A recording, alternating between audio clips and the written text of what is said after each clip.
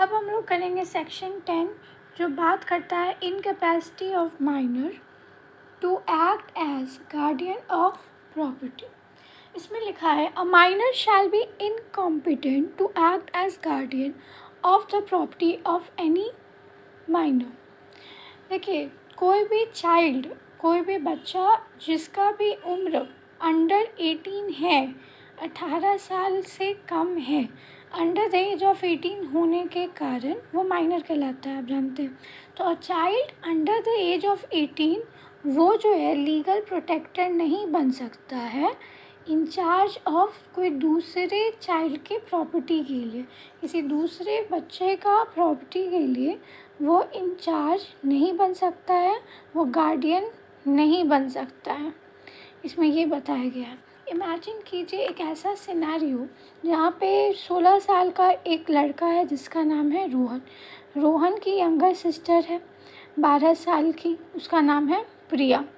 तो प्रिया को मिलता है इनहेरिटेंस में उसके लेट ग्रैंड पेरेंट्स से कुछ ज़मीन।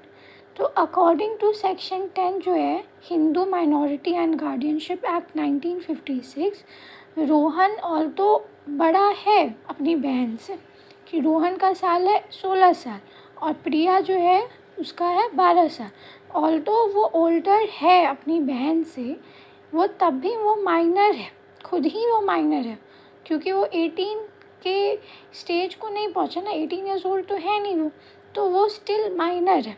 देयरफॉर लीगली वो जो है कैन नॉट एक्ट करेगा guardian of Priya's inherited property, वो नहीं एक्ट कर पाएगा उसके प्रॉपर्टी के गार्डियन के रूप में। इंस्टेड एक एडल्ट गार्डियन को अपॉइंट किया जाएगा, उनको अपॉइंट किया जाएगा कि वो प्रिया के प्रॉपर्टी को मैनेज करे तब तक जब तक वो मेजॉरिटी ना रीच कर ले। तो ये था आपका सेक्शन 10। अब हम लोग करेंगे सेक्शन 11। सेक्शन 11 बता रहा है de facto guardian not to deal with minor's property. इसमें लिखा है after the commencement of this act no person shall be entitled to dispose of or deal with the property of a Hindu minor merely on the ground of his or her being the de facto guardian of the minor। इसमें ये बताया गया है once जैसे ही ये law आपका apply होना शुरू हो जाता है तो कोई भी बेच नहीं सकता है, गिव अवे नहीं कर सकता है या फिर मैनेज नहीं करेगा एक हिंदू चाइल्ड के प्रॉपर्टी को, जस्ट बिकॉज क्योंकि वो चाइल्ड का देखभाल करते हैं हर दिन, जिसको बोला जाता है डी फैक्टो गार्डियन। तो इसमें ये बताया गया है कि जैसे ही ये लॉ स्टार्ट हो गया अप्लाई होना तो कोई भी ना बेच सकता है, ना गिव अवे कर सकता है या मैनेज कर सकता है एक हिंदू बच्चे के प्रॉपर्टी को, जस्ट बिकॉज क्योंकि वो उसका डेली देख रेख करता है और वो डी फैक्टो गार्डियन है। तो यहाँ पे ये बोला जा रहा है। फिर यहाँ पे देखिए एग्जाम्पल से आप समझिए इसको तो और अच्छे से समझिएगा। इमेजिन कीजिए ना एक सिचुएशन जहाँ पे एक अंकल हैं जिनको जो है टेक केयर करने का ज़िम्मा मिला है अपने नेफ्यू का। सिंस जो चाइल्ड है उसका जो मम्मी पापा है वो अब इस दुनिया में नहीं है, तो इसके कारण उनको ये ज़िम्मा मिला है।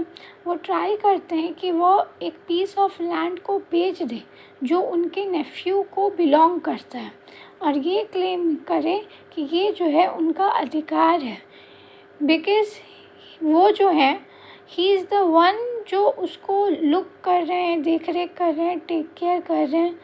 तो इसके बेसिस पे वो ये क्लेम करते हैं।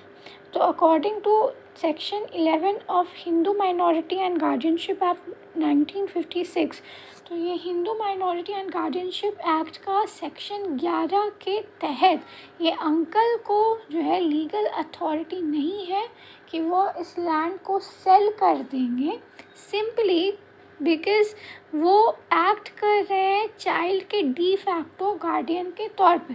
लॉ रिक्वायर करता है formally, law requires a formally appointed guardian. Law के नज़र में लॉ क्या चाहता है? लॉ के लिए ये है कि वो एक फॉर्मल अपॉइंटमेंट होगा गार्डियन का कि वो हैंडल करेगा ऐसी ट्रांजैक्शन को. So the law requires a formally appointed guardian to handle such transactions. अब हम लोग नेक्स्ट सेक्शन के तरफ देखेंगे.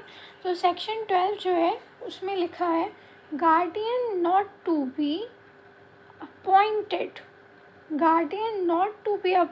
for minor's undivided interest in joint family property. देखिए इसमें लिखा है where a minor has an undivided interest in joint family property and the property is under the management of an adult member of the family, no guardian shall be appointed for the minor in respect of such undivided interest, provided that nothing in this section shall be deemed to affect the jurisdiction of a high court to appoint a guardian in respect of such interest. इसमें ये बताया जा रहा है कि अगर एक child है जो एडल्ट अभी तक नहीं हुआ तो वो जो बच्चा है वो हिंदू फैमिली का पार्ट है और उसका शेयर है फैमिली के जॉइंट प्रॉपर्टी में.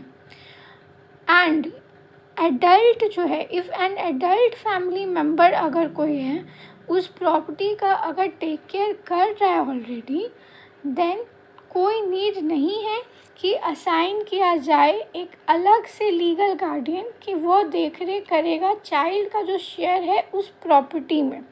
हाउएवर ये जो रूल है वो रोकता तो नहीं है हाई कोर्ट को स्टॉप नहीं करता है from being able to choose a guardian. Guardian को चूज़ करने से हाई कोर्ट को नहीं रोकता है. चाइल्ड के प्रॉपर्टी में जो इंटरेस्ट है उसके लिए अगर हाई कोर्ट चाहे तो गार्डियन को अपॉइंट कर सकता है, चूज़ कर सकता है इफ़ उसको लगता है कि ये नेसेसरी है.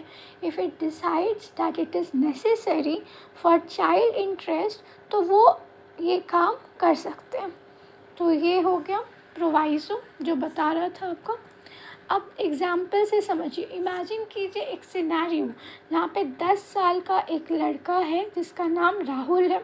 राहुल जो है वो मेंबर है हिंदू अनडिवाइडेड फैमिली का. उसके पिताजी जब पास अवे कर जाते हैं तो राहुल को जो है पीछे छूट गया. राहुल क्या करते हैं वो कि एक अनडिवाइडेड इंटरेस्ट जो है फैमिली के एंसेस्ट्रल प्रॉपर्टी में वो छोड़ के वो चल जाते हैं. राहुल के अंकल क्योंकि वो फैमिली के एडल्ट मेंबर हैं वो क्या करते हैं, वो चार्ज लेते हैं मैनेज करने का पूरे प्रॉपर्टी को. उन पे ये रिस्पॉन्सिबिलिटी आता है. So he takes on the responsibility of managing the entire property. अब क्या होता है कि ये इंटायर प्रॉपर्टी को मैनेज करने का ज़िम्मा तो उसमें आ गया, तो राहुल का जो शेयर है वो भी उसमें इंक्लूडेड रहता है. तो वो भी उसके जो अंकल हैं राहुल के वो उसको देख रेख करते हैं. तो ये सेक्शन जो है 12 सेक्शन 12 जो है Hindu minority and guardianship act 1956 इसके अकॉर्डिंग यही कह रहा है कि कोई नीड नहीं है कि अपॉइंट किया जाए एक सेपरेट गार्डियन राहुल के प्रॉपर्टी में जो इंटरेस्ट है उसके लिए, क्योंकि उसके अंकल तो ऑलरेडी मैनेज कर रहे हैं ना जो उसका पार्ट है जॉइंट फैमिली प्रॉपर्टी में. हाउएवर अगर कंसर्न्स है मैनेजमेंट को लेके या फिर वेलफेयर जो है राहुल का शेयर जो उसमें है उसको लेके, तो हाई कोर्ट के पास स्टिल अथॉरिटी है कि वो अपॉइंट कर सकता है एक गार्डियन को स्पेसिफिकली फॉर हिज इंटरेस्ट. जो उसका इंटरेस्ट है उस प्रॉपर्टी में उसके लिए हाई कोर्ट जो है उनके पास ये अथॉरिटी है कि वो अपॉइंट कर सकते हैं गार्डियन को.